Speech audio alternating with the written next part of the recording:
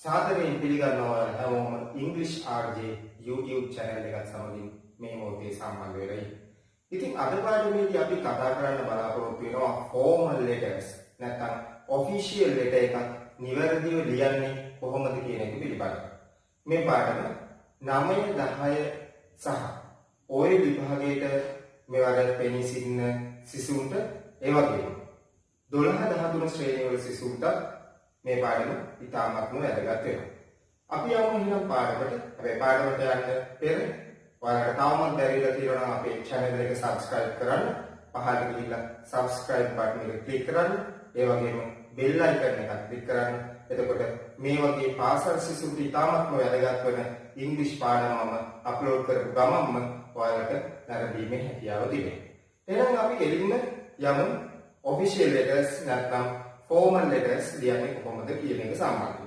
මෙහිදී අපි මුලින්ම මම ඔයාලට කතා කරන්න බලාපොරොත්තු වෙන්නේ format එක මොන වගේද. ඒ කියන්නේ අපි formal letter එකක් ලියද්දී නැත්නම් රාජකාරී ලිපියක් ලියද්දී මොන වගේ ආකෘතියකටද ඒක ලියන්න ඕන කියන එක සම්බන්ධයි. මෙහිදී ආකෘතිය ගැන කතා කරද්දී මුලින්ම අපි senders address යවන්නාගේ ලිපිනේ මුලින්ම සටහන් කරනවා. ඊට පසුව ඊට යටින් date එක සටහන් කරනවා. යවන්නාගේ ලිපිනේ දින. ඊළඟට receivers address නැත්නම් ලබන්නාගේ ලිපිනේ අපි ලියන්න ඕන. දැන් අර personal letter එකකදී වගේ නෙවෙයි මෙහෙදී ලබන්නාගේ ලිපිනේ අපි ලියනවා. formal letter එකකදී. ඊළඟට අපිට salutation එක කියන්න පුළුවන්. salutation එක කියන්නේ ආමන්ත්‍රණය කියද්දී අපි dear sir, dear madam ඒ වගේ අපිට මේ formal letter එකකදී ආමන්ත්‍රණය කියන්න පුළුවන්.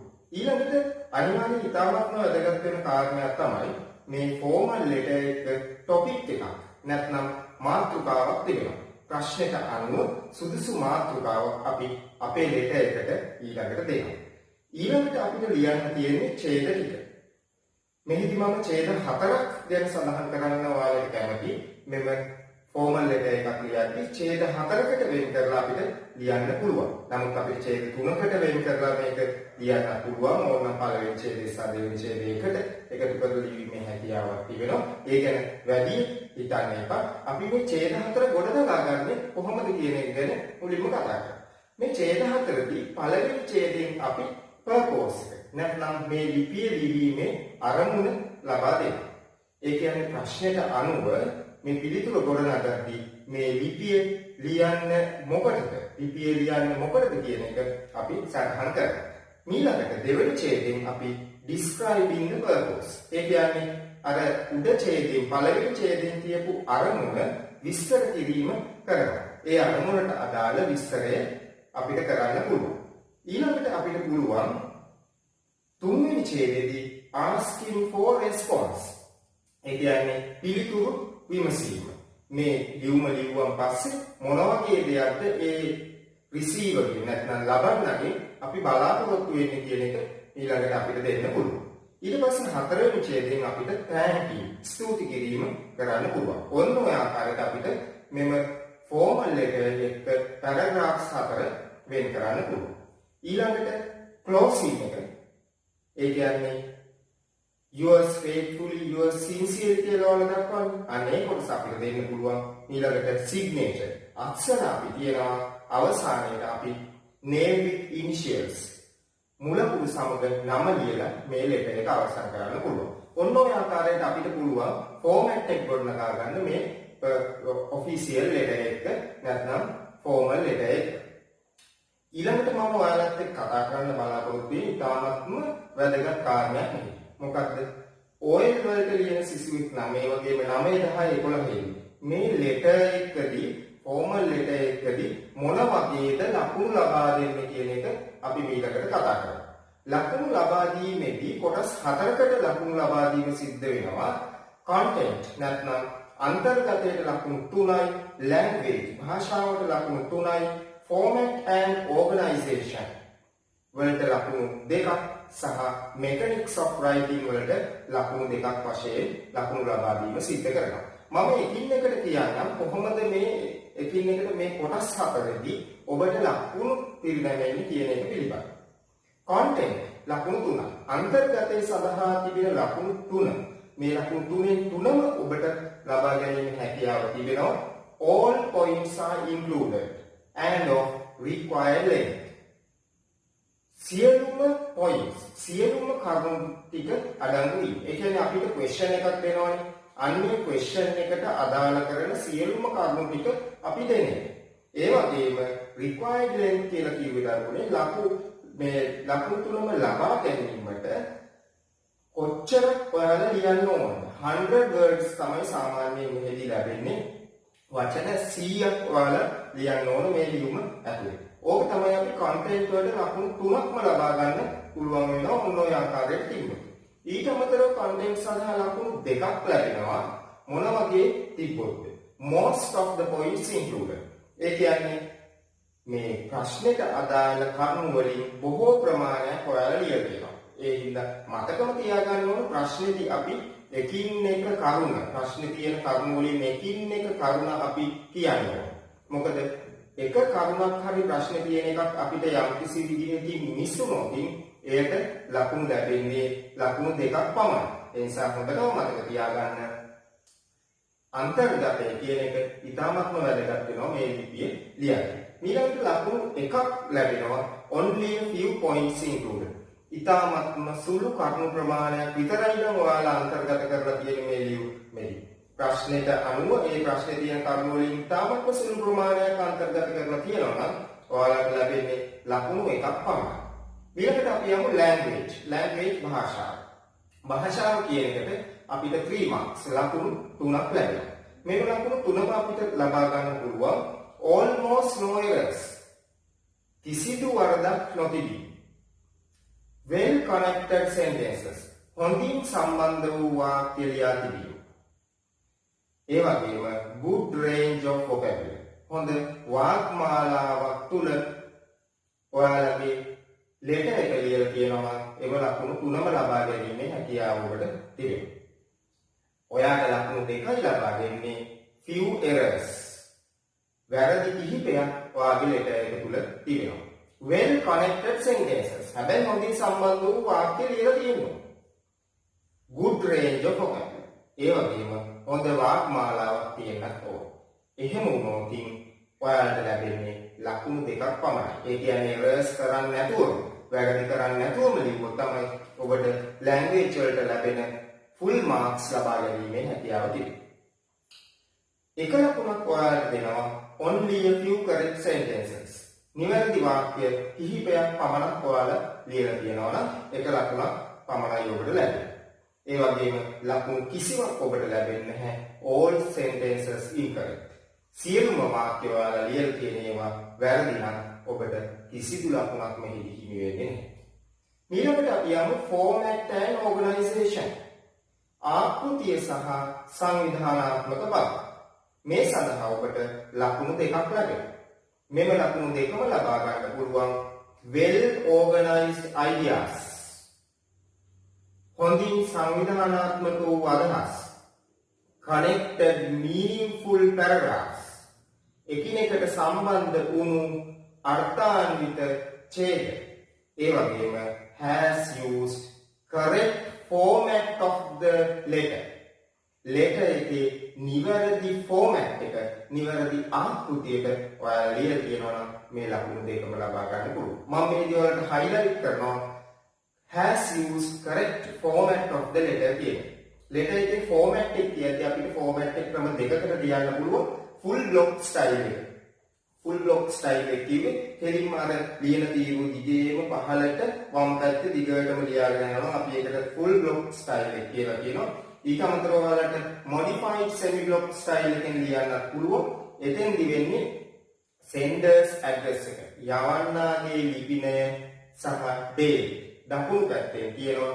ඒ වගේම closing signature, ඒ වගේම name with initials කියන තුන දකුණු පැත්තේ යට කෙළවරේ තියලා ලියන එකට අපි කියනවා ඒකට modified semi block style කියලා. එනිසා ඔන්න ඔය format දෙකෙන් එකට ඔයාලගේ ලියුම ලියලා තියෙන්න ඕන.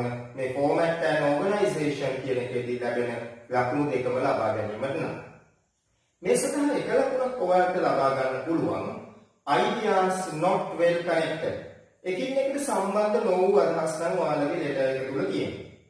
ඒ වගේම errors in format of a letter. Letter එක ලියන එකේ format එකේ වැරදි තියෙනවා. එතකොට මතකම තියාගන්න format එක හරියට තියලා අපි ලෙටර් එක ලියන්න ඕන. ඔයාලට ලකුණු ලැබෙන්නේ no organization. ඒ කියන්නේ කිසිදු සංවිධානාත්මක බවක් නැතුව ලෙටර් එක ලියලා තිබෙනවා නම් ඔබට කිසිදු ලකුණක් ලබා ගැනීමේ හැකියාවක් ලැබෙන්නේ නැහැ. ඊළඟට අපි යමු mechanics of writing. ලිවීමේ යාන්ත්‍රණය කියන කොටස එක.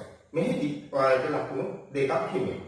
මේකේ ඔයාලා චෙක් කරලා බලනවා මේ ලකුණු දෙකම දෙනවා ඔයාලට no spelling errors. කිසිදු අක්ෂර වින්‍යාසයේ වැරද්දක් ඔයාලගේ ලෙටර් එක තුල නැත්නම් correct punctuation නිවැරදි විරාම ලක්ෂණ ඔයාලා භාවිතා කරලා තියෙනවා. විශේෂයෙන්ම ඇඩ්‍රස් එක ලියද්දී ඒ වගේ දිකමා භාවිතා කරලා ඒ වගේ ස්කිල්ස් ඔයාලා යොදා ගන්න ඕන මේ ලෙටර් එක ලියන්න. ඒ වගේම clear handwriting මතකම තියාගන්න clear handwriting පැහැදිලි අත්අකුරු සහිත ලිපියක් ලියන්න මතක තියාගන්න. ඊළඟට එක ලකුණක් ඔයාලට ගන්න පුළුවන් handwriting clear අත්අකුරු පැහැදිලි but errors in spelling and punctuation. නමුත් වැරදි තියෙනවා spelling අක්ෂර වින්‍යාසයේ punctuation විරාම ලක්ෂණ වල. හොඳට මේ නිසා මතක තියාගන්න වැදගත් වෙනවා clear handwriting ලියන එක. පැහැදිලි අත්අකුරින් ලෙටර් එක ලියන එක, ඒ වගේම spelling නිවැරදිව ලියන එක, ඒ වගේම punctuation කියන එක විරාම ලක්ෂණ නිවැරදිව තියෙන එක මේ ලෙටර් එක ලියීමේදී. ඊළඟට අපි යමු මේ වගේ formal letter එකකට අපිට යන්න පුළුවන් question එක. මම යනවා මෙන්න මේ question එක. හොඳට බලන්න මේ question එක අහන්නේ මෙන්න මෙහෙම. The Science Society of your school wishes to visit the Victoria Dam of the Mahaweli scheme. Write a letter to the Director General, Mahaweli Authority, asking permission to visit the place. Give the following details: date and time of the visit, number of students and teachers participating, how long you are going to spend there, request the permission of an officer to explain about the dam. අපි බලමු ඔන්න ඔය question එකට අපි මොන වගේ answer එකක් ලියුවොත් අපිට ලකුණු ලබා ගන්න පුළුවන් වේද කියන එක සම්බන්ධයි. මෙතන අපි අර කතා කරලා format එක. ඒ format එකට අනුව මුලින්ම senders address එක ලියන්න. යවන්නාගේ ලිපිනේ ලියන්න. අපි හිතමු යවන්නාගේ ලිපිනේ. මෙහිදී Science Society එකෙන් තමයි මේ බලන්න යන්නේ. ඒ නිසා අපිට ලියන්න පුළුවන් Science Society, the Science Society. පාරේ ස්කූල් එකේ නම දැම්මා. ඊට පස්සේ ස්කූල් එක කොහෙද තියෙන්නේ කියලා දැම්මා. ඊළඟට date එක ඊට යටින් යොදවනවා. ඔන්න senders address එකයි date එකයි අපි ලියන්නේ. ඊළඟට receiver's address, ලබන්නාගේ ලිපින. බලන්න මේ question එක තුලම ලබන්නාගේ ලිපින තියෙනවා. මොකක්ද කාටද අපි ලෙටර් එක ලියන්න ඕන? The Director General, Mahaweli Authority. එහෙම නෙවෙයි receiver's address, ලබන්නාගේ ලිපිනේ අපි ලියන්නේ. ඊළඟට salutation එක dear sir කියලා අපි ලියන්නේ. කමාදාන අමතක කරන්න එපා. ඇඩ්‍රස් එක ලියද්දී මේ salutation එක ලියන්න. ඊළඟට අපි ලියනවා topic of the letter. ලිපියේ මාතෘකාව. මොකටද අපි මේ letter එක ලියන්නේ? question එකෙන් අපි ගන්න පුළුවන් එක permission එකක් ගන්න ලියන්නේ. එහෙනම් අපි ලියනවා asking permission to visit the Victoria Dam. පැහැදිලිද? asking permission to visit the Victoria Dam. ඊළඟට අපි එනවා first paragraph එක. පළවෙනි ඡේදය. මොකක්ද අපිට පළවෙනි ඡේදෙ ලියන්න තියෙන්නේ? බලන්න question එක ගත්තම අපිට කියන්න පුළුවන් මොකක්ද මේ first paragraph එකේදී. ඒ කියන්නේ අරමුණනේ අපි ලියන්න ඕන. ඕනනම් අරමුණ පැහැදිලි කිරීමත් අපිට කරන්න පුළුවන් ඉතින්. අපි ලියනවා මෙන්න මේ. I am writing this letter. මම මේ letter එක ලියන්නේ. I am writing this letter to request permission to visit the Victoria Dam of the Mahaweli scheme. Right. ඔන්න අපි මුලින්ම ලිපියේ ලියන එකේ purpose නැත්නම් අරමුණ ලියන්න. ඊළඟට අපිට පුළුවන් describing the purpose. අරමුණ පැහැදිලි කිරීම ලියන්න. කොහොමද අපි අරමුණ පැහැදිලි කිරීම ලියන්නේ? එතෙන්දී අපිට අර question එකෙන් අහපු මුලින්ම දෙන්න පුළුවන් date and time of the visit. right. අපි කියනවා we hope to visit the place on මෙන්න මේ date එකේදී at මෙන්න මේ time එක. අපි මේ place එක බලන්න බලාපොරොත්තු වෙනවා. visit කරන්න බලාපොරොත්තු වෙනවා. බලන්න එතකොට අර මම කිව්වේ content නැත්නම් අන්තර්ගතයට අදාළ කරුණු ටික අපිට මෙතෙන්දී ඉස්සරහට ලියාගෙන යන්න පුළුවන්. ඊළඟට අපි අහන question එකේ number of students and teachers participate. අපිට කියන්න පුළුවන් there are 135 students and 5 teachers who participated for this visit. නැත්නම් අපිට කියන්න පුළුවන් 135 students and 5 teachers hope to participate for the visit. තපහසුවේ කියන්න පුළුවන්. ඊළඟට බලන්න question එකේ තව එකක් අහනවා මෙන්න මේ. How long you are going to spend there? ඔයා කොච්චර වෙලාවක් ඔයාලා එතන ගත කරන්න බලාපොරොත්තු වෙනවා? ඒකටත් අපිට ආන්සර් එක දෙන්න පුළුවන්. We are going to spend there. ප්‍රශ්නම ගන්න. We are going to spend there 2 hours. For 2 hours කියලා අපි question එකක් තියලා we are going to spend there for 2 hours. පැය දෙකක් අපි එතන ඉන්න බලාපොරොත්තු වෙනවා. ඔන්න අපි purpose අරමුණයි describing purpose අරමුණ පැහැදිලි කිරීමයි කරන්නේ. ඊළඟට අපිට පුළුවන් asking for response පිළිතුරු විමසීම කරන්න. පිළිතුරු විමසීමේදී අපිට අහන්න පුළුවන් අර question එකේ අවසානයේ තිබුණේ request the permission of an officer to explain about the dam. dam එක ගැන විස්තර කරන්න officer කෙනෙක්ගේ request කරන්න. ඉල්ලන්න කියන එකට අපිට පුළුවන් උත්තරයක් දෙන්න. අපිට මෙන්න මේ වගේ මේක ලියන්න පුළුවන්. I would be much obliged if you could supply us an officer to explain about the dam. නැත්නම් තව විදිහකට I would be thankful if you could give us an officer to explain about the dam. ඔය විදිහට අපිට මේක එයාලගෙන් වෙන්න ඕන දෙයක් අපි කිව්වේ asking for response පිළිතුරු විමසීම කරන්න පුළුවන්. ඊළඟට අපි thank ස්තුති කිරීම කරා. ස්තුති කිරීම කොහොමද කරන්නේ? thank you very much. බලන්න හරිම සරලයි. ඊළඟට closing yours faithfully කියලා ලියුවා signature අත්සන් කරා යටින් මුලකුණු සමග නම ලියන අපිට මේ ලේඛය අවසන් කරන්න පුළුවන්. ඔන්න ඔය විදිහට අපිට පුළුවන් formal letter එකක් ලියන්න. මතක තියාගන්න මේ කරුණු ටික marking scheme එකත් එක්කම මම ඔයාලට කියලා දුන්නා. හොඳට exam එකට සූදානම් වෙන්න.